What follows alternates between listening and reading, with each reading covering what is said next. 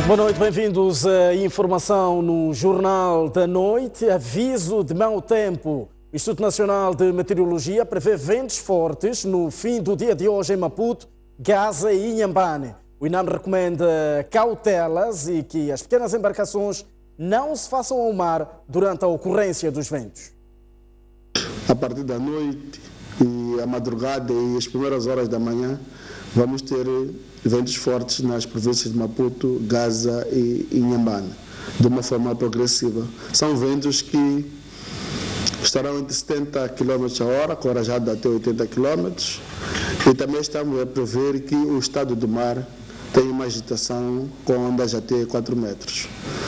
Recomendamos que as autoridades marítimas não façam sair as pequenas embarcações ao mar.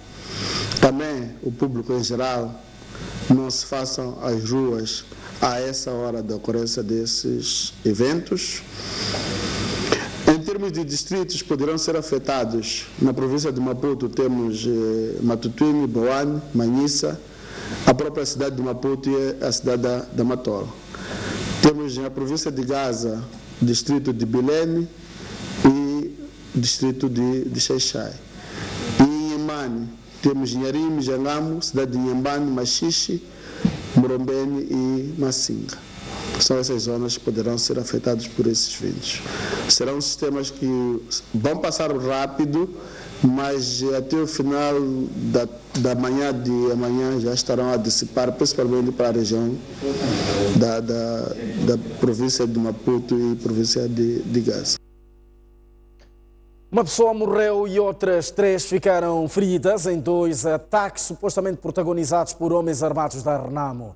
De acordo com a polícia, os ataques ocorreram nos períodos da manhã e da tarde de ontem, ao longo da Estrada Nacional número 1.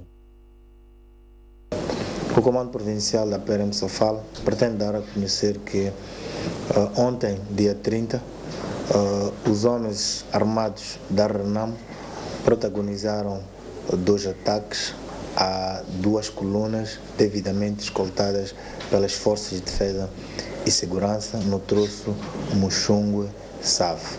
O primeiro ataque ocorreu cerca das 7h45, quando a coluna percorria o troço Muxungue-Save, portanto, neste caso, a primeira coluna, e chegados na zona de Mpinda, ao longo da Estrada Nacional número 1, distrito de Machanga, os homens armados da Renamo direcionaram os disparos contra 2 viaturas, portanto, uma ligeira e a outra pesada, de transporte de passageiros, pertencente à empresa Linhas Terrestres de Moçambique, vulgarmente designada LTM.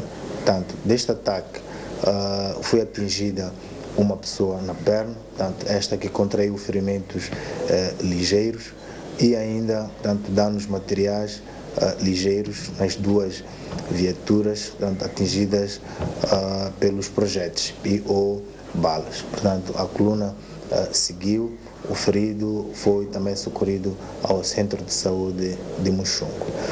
O segundo ataque ocorreu cerca das 16h20, quando a coluna percorria o sentido contrário, neste caso Save-Muxungue, e chegados na mesma zona de Mpinda, os homens armados da Renamo incidiram os disparos contra uma outra viatura pesada de transporte de passageiros, também pertencente à mesma empresa Linhas Terrestres de Moçambique, e que deste ataque foram atingidas 3 pessoas, portanto, que contraíram ferimentos graves, e uma delas, socorrida ao Hospital Rural de Muxungue, veio a perder a vida. Reiteramos, portanto, a prontidão das Forças de Defesa e Segurança, portanto, que continuam no terreno, principalmente na zona em que estes ataques ocorreram ontem, portanto, estão a efetuar os devidos trabalhos no sentido de neutralizar, portanto, os homens armados da Renamo. O preço do pão já não vai subir. O governo convenceu os panificadores a travarem a proposta, argumentando que não foi comunicado a tempo. A ideia dos panificadores era aumentar o preço do pão esta sexta-feira. Na quarta-feira, os panificadores reunidos em Assembleia Geral anunciaram a intenção de aumentar o preço do pão até 1,5 meticais. O pão padrão, que estava a custar 6 meticais, que é pão de 200 gramas, passa a custar 7 meticais. A partir de quando? A partir de 1 de julho. Logo a seguir a estas declarações, o governo reuniu a porta fechada com os panificadores e convenceu-os a recuar. A reunião decisiva foi feita ontem, tendo terminado perto das 23 horas. Consensualmente, o Ministério, na pessoa do Sr. Excelência, o Ministro da Indústria e Comércio, tomou-se a decisão de suspender, em nome do Governo, suspender o agravamento do preço do pão que tinha sido anunciado que ia entrar em vigor a partir de hoje. Exatamente. Suspender por um período temporário. O Ministério da Indústria e Comércio reconhece que algumas padarias do país aumentaram o preço do pão e explica que isso se deve à falta de informação da decisão tomada entre o Governo e a Associação Moçambicana de Panificadores. Hoje estamos a interagir ao nível nacional com todas as nossas delegações. Estamos a receber algumas inquietações, principalmente na cidade de Maputo e cidade da Matola, que há algumas padarias que estão a fazer ouvidos de mercador. Alguém me ligava há pouco tempo a dizer: vocês não divulgaram essa decisão, as padarias não têm conhecimento. Eu disse: bom, com todo o respeito, mas os órgãos de comunicação social, que a via mais rápida que podemos usar, estão a divulgar isto desde as 23 horas de ontem. E hoje, para não dizer todas as televisões, mas aquelas de maior audiência, estão a lançar. Os produtores de pão justificam a necessidade de revisão do preço com o aumento dos custos de produção em 70% em menos de um ano. Segundo dados da Associação Moçambicana das Panificadoras, o saco de 50 quilos de farinha de trigo subiu de 1.080 meticais em outubro do ano passado para os atuais 1.390 meticais. Aliado a isso, o metical perdeu metade do seu valor em relação ao dólar e duplicou o preço da matéria-prima importada. Dos habituais 30 meticais, a unidade do dólar custa hoje mais de 60 meticais. Soma-se a tudo isto a subida da tarifa de energia elétrica e ajustes salariais no setor. Crise. O governo vai propor um orçamento retificativo para ajustá-lo às dificuldades que o país enfrenta. A decisão é tomada numa altura em que se prevê o recuo da taxa de crescimento, quebra do investimento e incumprimento fiscal. A decisão de propor ao Parlamento a revisão do Orçamento de Estado já foi tomada, faltando indicar o momento certo. A confirmação foi dada esta sexta-feira pelo porta-voz do Ministério da Economia e Finanças, Rogério Nkomo. O governo quer rever o Orçamento de Estado devido à alteração dos principais indicadores macroeconômicos, a taxa de crescimento, taxa de câmbio e a inflação. O Orçamento de Estado em execução, aprovado pelo Parlamento no ano passado, prevê uma taxa de crescimento de 7%, inflação média anual de 5,6% e uma taxa de câmbio a níveis controláveis. Estas previsões fugiram totalmente do controlo. A inflação média anual, calculada até maio, era de 7,9%. O metical perde terreno todos os dias face ao dólar. Até às 17 horas desta sexta-feira, um dólar era trocado por mais de 63 meticais, segundo o câmbio do Banco de Moçambique. Este recuo é acompanhado com previsões de quebra do crescimento econômico. Semana passada, o Standard Bank lançou uma publicação onde prevê um crescimento de apenas 2% este ano, a taxa mais baixa dos últimos anos. Na sexta-feira passada, o FMI revelou que a dívida pública situa-se a 86% do produto interno bruto, ou seja, a dívida está 2 vezes acima das recomendações internacionais. O FMI dizia também tratar-se de sobreendividamento, o que quer dizer excesso de dívida. As projeções pessimistas são reforçadas com a suspensão do apoio direto ao Orçamento do Estado pelos parceiros da cooperação, quebra do investimento direto estrangeiro e arrefecimento da indústria extrativa. O MDM diz que a revisão do Orçamento do Estado não deve reduzir a qualidade de vida do cidadão. O partido de Davis Simango diz ainda que o orçamento retificativo a ser apresentado pelo governo não virá pelas melhores razões. Foi numa formação que juntou membros das Assembleias Municipais, Provinciais e deputados do MDM na Assembleia da República que o partido dirigido por Davis Simango alertou para a necessidade de se garantir que a vida do cidadão não seja afetada por causa de mexidas no orçamento do Estado para 2016. Tudo pode ser feito no orçamento, desde que não afete em demasia aquilo que é o poder de compra, aquilo que é o nível de vida das nossas populações. Isso é que tem que ser protegido.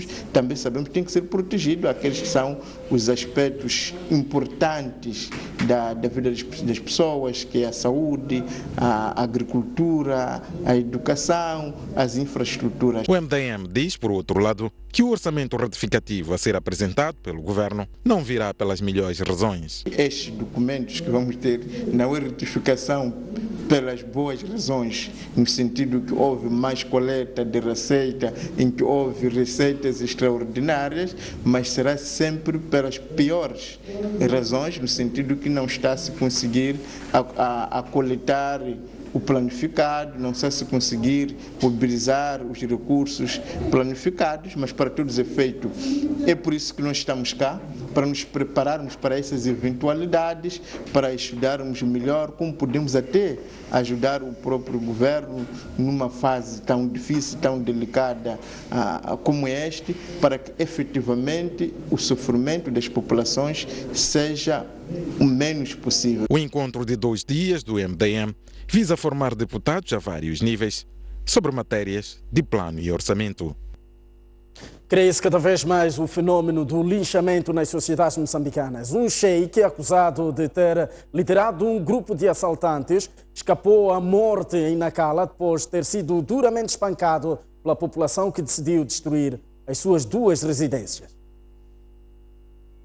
Sheik, residente no bairro Machapo e na cidade de Alta, em Nacala, está entre a vida e a morte no hospital distrital local, depois de ter sido duramente espancado pela população que decidiu destruir as suas 2 residências, alegadamente por ter liderado um grupo de criminosos que semeiam terror em diferentes bairros daquela cidade portuária.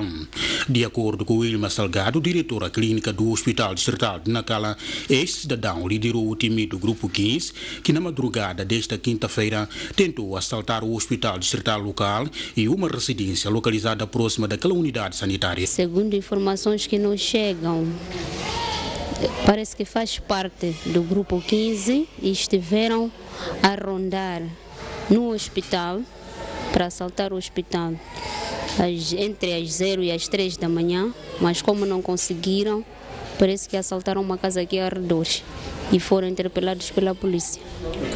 O estado clínico? O estado clínico dele ainda é severo, ainda é grave. Ele entrou com um traumatismo crânioencefálico grave e ainda está sob observação. Entretanto, a mulher do sheik que luta pela vida no hospital distrital de Nacala nega todas as acusações que pesam sobre o seu marido, mesmo os vizinhos têm opinião contrária em relação ao sucedido. Não sei. Então ele não fez nada? Meu marido não fez nada, não é ladrão. Só esse modo guardou aí dentro, aí não é ladrão, esse meu marido. Já estamos cansados de que jogava-se batota, não sei o que, muita coisa acontecia aí. E o que aconteceu foi isso. A população ficou cansada, veio destruir a casa e a moto dizer que estava aqui. É amigo dos ladrões, isso nós soubemos, né? Agora ouvimos que ele queriam lhe matar à noite, até que queriam queimar, porque guardou moto de dono roubado. Agora não sei se ele foi roubar com os outros, aí que não sei, mas ouvi dizer que ele está com um estado mal. Os muçulmanos dizem que quando você reza não pode fazer coisas erradas. Ele reza, mas em casa dele joga-se batota. De referir que este é o primeiro rosto de um líder religioso acusado de fazer parte de uma quadrilha que se dedica em assaltos nas residências a nível da cidade portuária de Nacala, que escapa de um lixamento nos últimos anos. 2 jovens foram detidos no distrito de Umuína, em Inhambane, acusados de burla. Os indivíduos cobravam dinheiro, em troca prometiam emprego às vítimas. Trata-se destes 2 jovens que desde a última quinta-feira estão a contas com as autoridades de justiça no distrito de Umuíne por terem feito cobranças ilícitas a pessoas em troca de falsas vagas de emprego na polícia e numa organização não governamental. Os jovens cobravam valores que variavam de 1.000 a 5.000 meticais e calcula-se que pelo menos 10 pessoas tenham caído nas armadilhas dos meliantes e, em troca, uma oportunidade de emprego. Os indiciados aceitam que enganaram pessoas, mas negam que tenham cobrado valores como condição para as falsas vagas. Basta conseguir te darem dinheiro, tu ligares para mim para teres uma parte. Se a pessoa agora nem chama telefone, nem chama, mas os documentos de pago estavam comigo. Sim, sim. Alguém te mandou? Sim, sim. Um homem ou uma mulher? É um homem. Andava de uma... O nome nem conheço, ele me apanhava a vir de um sítio onde ia fazer pescado. Tem que mandar documento, eu uma colecionária, não estava arrumando para matar lá. Levei documentos de pessoas que era para ingressarem na polícia. Eu sabia que as vagas eram falsas, mas mesmo assim nunca levei dinheiro destas pessoas. A polícia diz que ainda está a trabalhar para apurar os contornos do esquema fraudulento, que só chegou até as autoridades graças a uma das vítimas que, desconfiada, decidiu participar do caso. Um dos indivíduos, portanto, que foi contactado, já a preparar os documentos, teve que se dirigir às autoridades para ver se, porque ele disse que normalmente tem havido algum edital, então admirou-se pelo fato de, sem edital nenhum, sem nenhuma informação, contactou as autoridades policiais. E as autoridades policiais prontamente fizeram-se, portanto, ao local e conseguimos neutralizar, portanto, este grupo.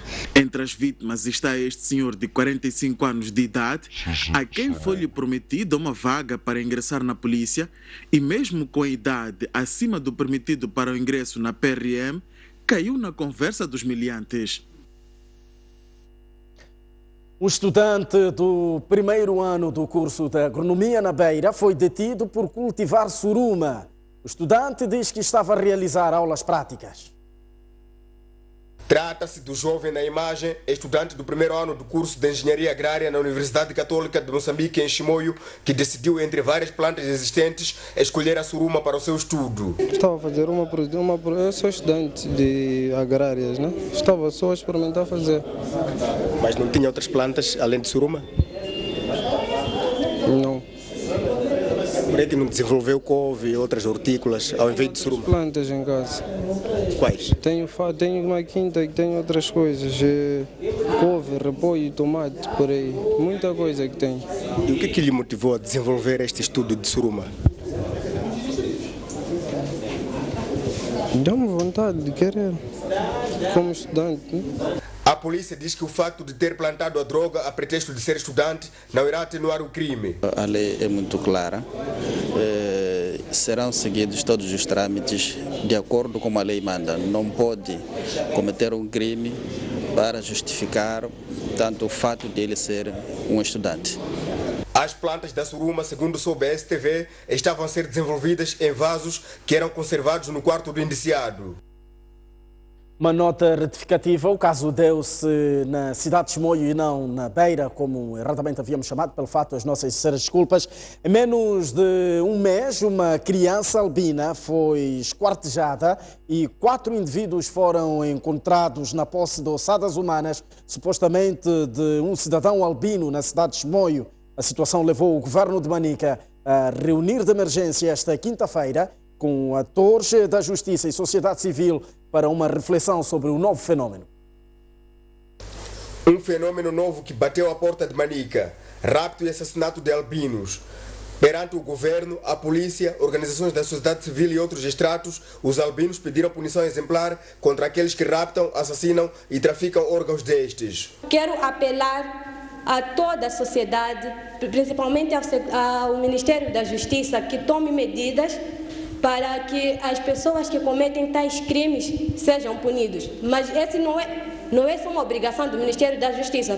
Todos nós, como sociedade, como governo, como intervenientes da sociedade, temos a obrigação de agir. O governador de Manica condena o fenômeno e sugere a necessidade de uma reflexão ao nível da população. Devemos condenar veementemente as práticas criminosas contra as pessoas albinas.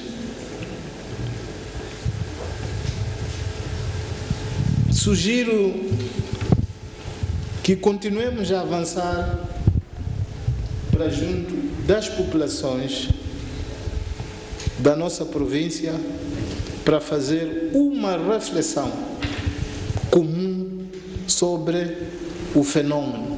O setor da justiça diz que vai usar todos os meios ao seu alcance para estancar o novo fenômeno que abala a classe dos albinos. Queremos, na nossa qualidade de setor que vela pela justiça, deixar claro que faremos o que estiver ao nosso alcance para estancar este crime na nossa província, através de ações coordenadas com todos os segmentos sociais, palestras e reuniões públicas como forma de desencorajar novos criminosos, para o que devemos agudizar a vigilância. Refere-se que 4 indivíduos foram detidos esta quarta-feira em Chimoio, quando vendiam ossadas humanas, supostamente de um albino, a preço de 3 milhões de meticais.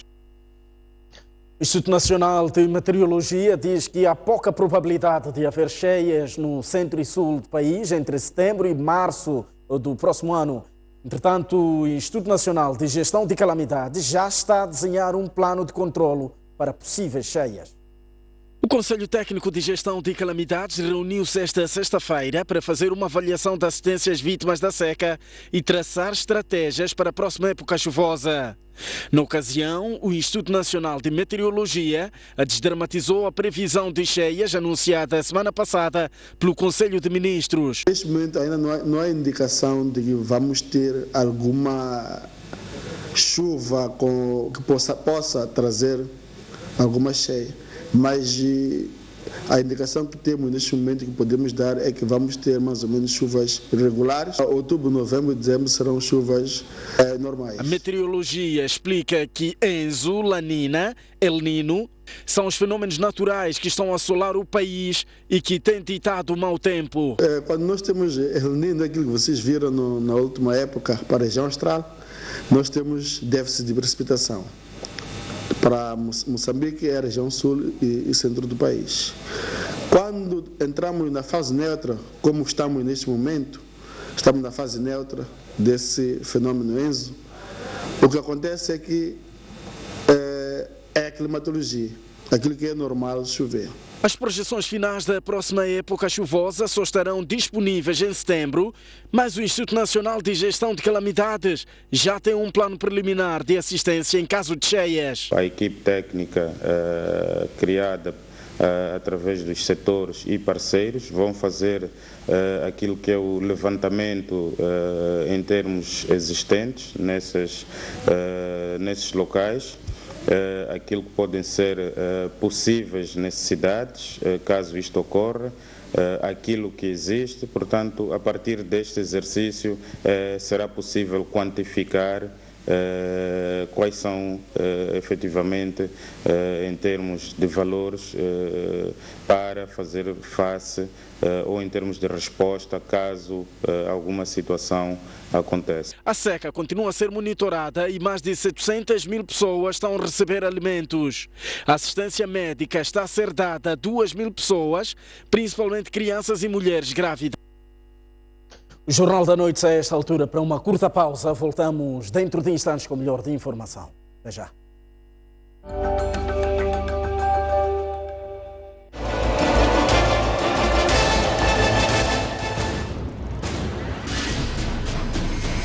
Como é que o processo aqui é diferenciado? Os casos de direito, da lei e da justiça vão atuando de maneira muito sutil, vistos e ditos de forma simples e direta. Onde falhamos é como é que insertamos uma investigação eficaz para identificar o fulano X. É isso que nós não conseguimos fazer. Com análises de quem sabe o que diz e diz o que sabe.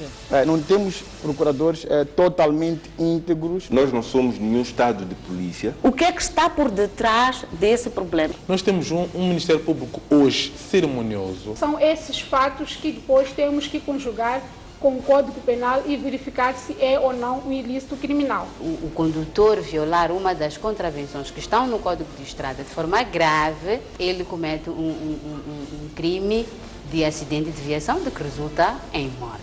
É assim que o Quid Júri chega à sua casa todos os domingos às 18 horas.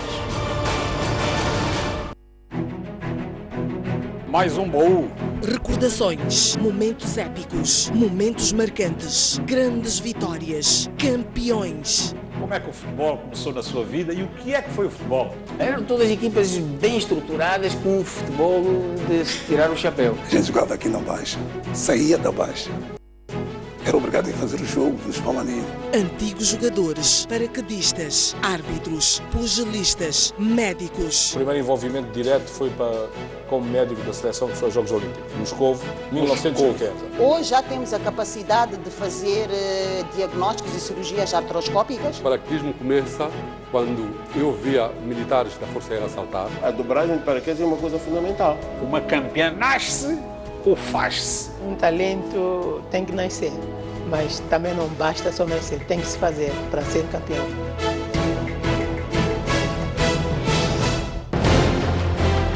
Um país sem história é um país sem futuro.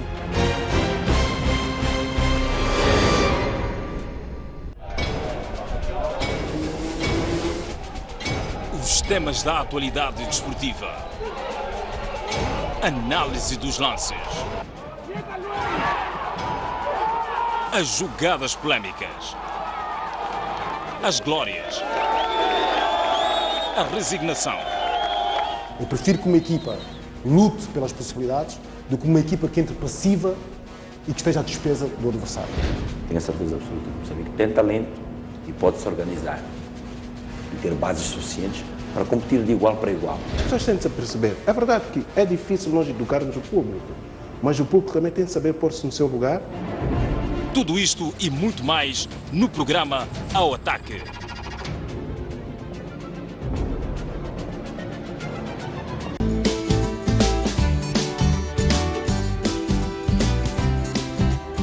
Dicas sobre como cuidar da sua saúde, informações sobre determinadas patologias, modelos de vida saudável. Já tem um canto aqui na STV Notícias.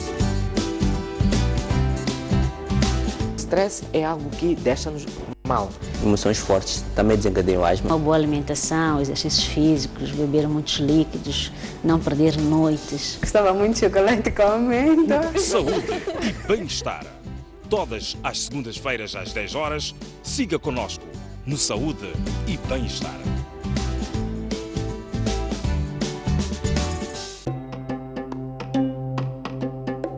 Apoiar o projeto de restauração do Parque de Gorongosa, para nós parece ser um dever de cidadão e do setor privado, por ser um projeto global, que inclui não só a proteção do parque como parque, mas também o desenvolvimento das comunidades. Ao lado do parque, proteção do ecossistema. Por isso, esperamos com esta iniciativa do Clube Empresarial ter cada dia mais empresas envolvidas, para um dia ter cada cidadão envolvido também, para proteger o que nós achamos ser uma joia de Moçambique.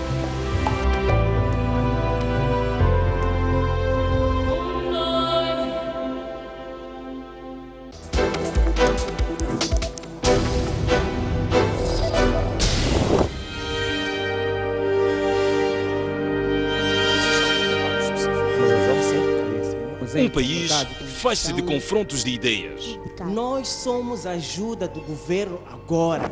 Choramos por muita água, choramos por pouca, choramos sem água. Da pluralidade de opiniões. De uma ou de outra forma, as coisas têm que andar. Vamos evitar essa questão de eu tenho um negócio, depois amanhã torna-se um elefante branco. Não é possível formar um empresário, um empreendedor em um dia. Para outro sítio. Nosso autocarro até aos 5 anos, aos 2 anos está na mental. Falar é muito simples e trazer dados também é a coisa muito simples. Mas vamos à prática, não é o que se verifica o que está-se a dizer.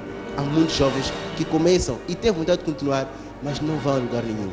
O debate da nação é desta diversidade de pensamentos que é Moçambique. Essa diversidade. Empreender não são pequenos negócios de barraca, qualquer coisa. Nós estamos a destruir.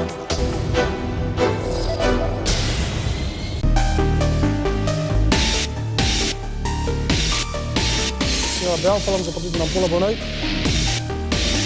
propostas concretas. Ninguém quer realmente a guerra. Onde a política sempre há conflito. É preciso debater para o bem do próprio país. Como resolver isto? Porque é um problema que nós todos estamos a passar. Mantermos a paz neste país.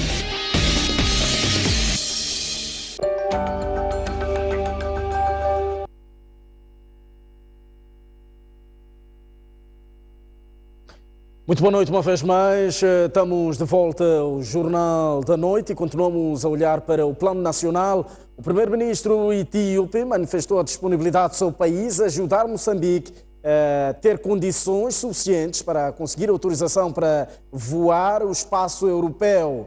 O dirigente etíope falava hoje na cidade de Maputo durante um encontro com o chefe de Estado Filipe Nyusi e os representantes dos serviços de aviação dos dois países. No seu terceiro dia de visita a Moçambique, o primeiro-ministro etíope participou no encontro onde se falou sobre a cooperação na área de aviação civil. No evento, que contou com a participação do chefe de Estado, Filipe Nyusi, o governante etíope manifestou a disponibilidade em ajudar Moçambique a sair da lista negra no que se refere aos voos para o espaço europeu. Neste momento, mais de 20 pilotos moçambicanos estão a ser formados na Etiópia.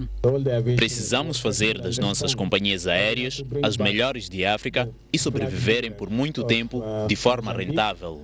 Para isso, precisamos trabalhar em conjunto, pois separadamente será muito difícil conseguir lograr sucessos. Estamos disponíveis a liderar o processo nesta cooperação de aviação civil, pois temos muita experiência.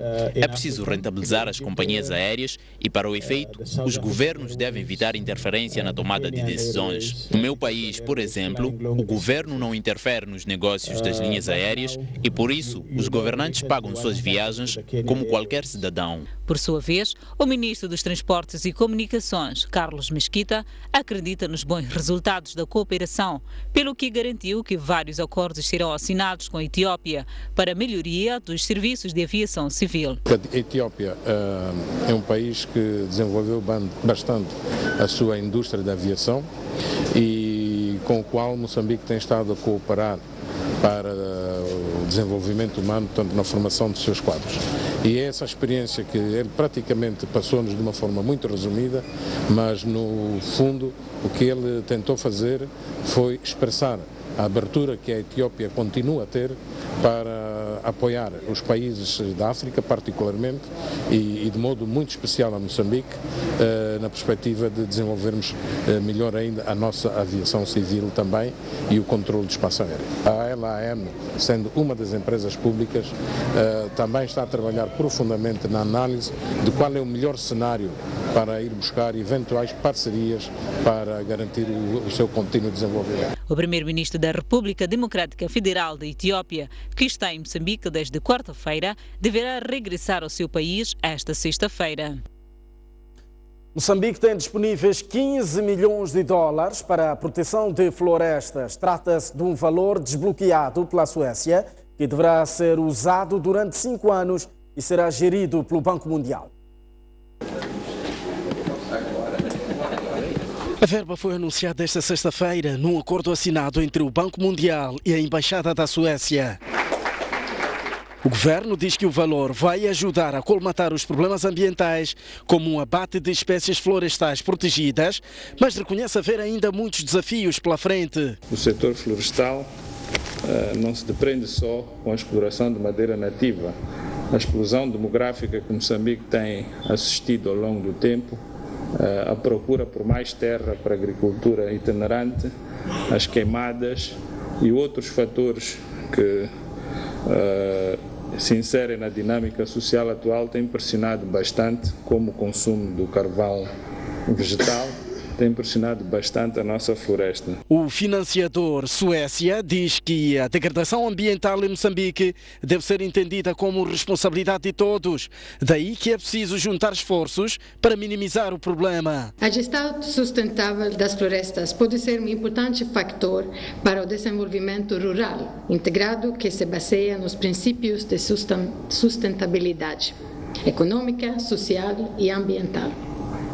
Com este programa, podemos combater a pobreza, e as mudanças climáticas. Já o Banco Mundial entende que é preciso haver clareza nos programas de proteção ambiental para que Moçambique tenha mais apoios de parceiros. Reduzir o desmatamento, melhorar a qualidade de vida das comunidades, promover negócios sustentáveis, recuperar terras degradadas e transformá-las em terras produtivas, proteger a biodiversidade única de Moçambique, entre outros, são algumas das metas comuns sobre os quais estamos todos aqui trabalhando. Além dos 15 milhões de dólares anunciados esta sexta-feira pela Embaixada da Suécia, o governo tem também 26 milhões de dólares do Fundo de Proteção Florestal, também sob gestão do Banco Mundial. Os consumidores têm desde hoje assistência jurídica gratuita para defender os seus direitos. É que a Associação de Defesa do Consumidor formalizou a parceria com o Instituto de Patrocínio e Assistência Jurídica. Na mesma ocasião, o IPAS assinou um memorando de entendimento com o Instituto Superior de Gestão, Economia e Finanças. Este ato marca a formalização da parceria entre o Instituto de Patrocínio e Assistência Jurídica e a Associação de Defesa do Consumidor. Agora, os consumidores terão apoio jurídico para resolver os problemas que costumam enfrentar. Vai servir fundamentalmente para a concretização dos direitos, tanto os direitos do consumidor, muito em particular a assistência jurídica. Mas não são só os consumidores que vão tirar proveito dos serviços do IPAS. Os estudantes do IGECOF vão beneficiar de uma formação à luz do memorando, também assinado nesta sexta-feira. Todos ficam a ganhar.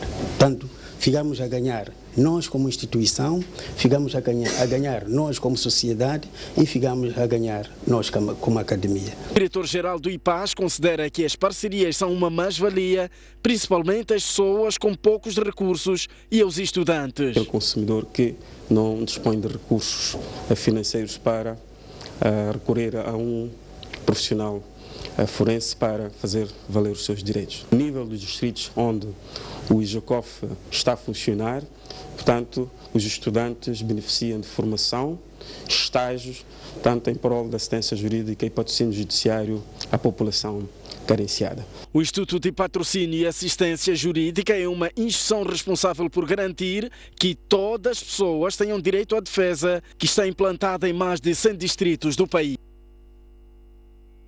No panorama internacional, a Agência Antidroga dos Estados Unidos da América fez no início desta semana uma das maiores apreensões de drogas na história das suas operações.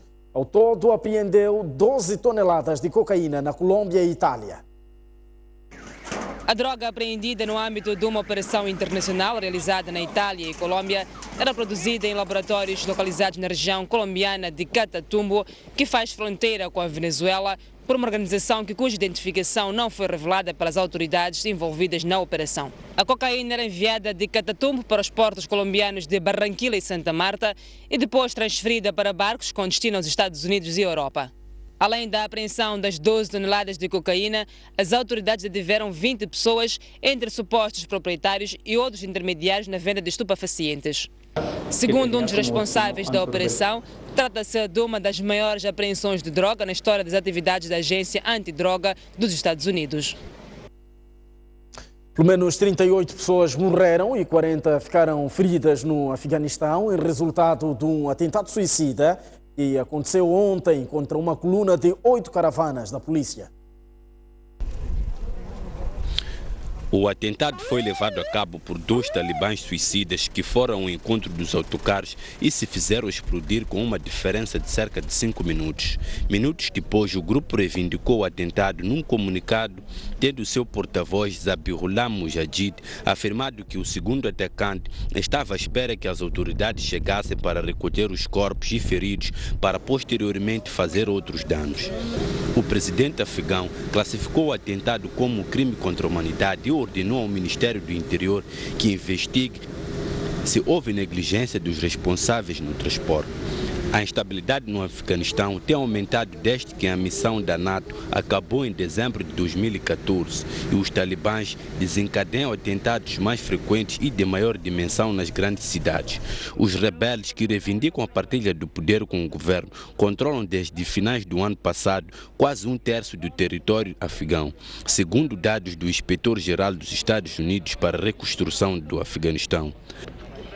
O conflito armado no Afeganistão já resultou só no ano passado na morte de cerca de 4.000 civis e ferimento a outros mais de 8.000, tornando este o maior número de vítimas civis já registrado só referente ao ano passado pelo Alto Comissariado das Nações Unidas para os Direitos Humanos. Jornal da Noite aporta de mais um intervalo, mas antes o está tempo para as principais cidades moçambicanas, começando mesmo pela capital do país. Maputo terá uma máxima de 23 graus e uma mínima de 15, Xai-Xai 22 graus de máxima e 16 de mínima, Inhambane terá uma máxima de 25 graus e uma mínima de 14. Na região centro do país, a cidade de Quelimane terá uma máxima de 29 graus e uma mínima de 17, 26 graus de máxima para Beira e 19 de mínima. Chimoio terá uma máxima de 26 graus e uma mínima de 11, enquanto que a cidade Tete terá uma máxima de 33 graus e uma mínima de 18. Já no norte do país, a cidade de Lixinga terá uma máxima de 24 graus e uma mínima de 12, Pemba 29 de máxima e 20 de mínima. Finalmente a cidade de Nampula 27 graus de máxima e 17 de mínima. Até já.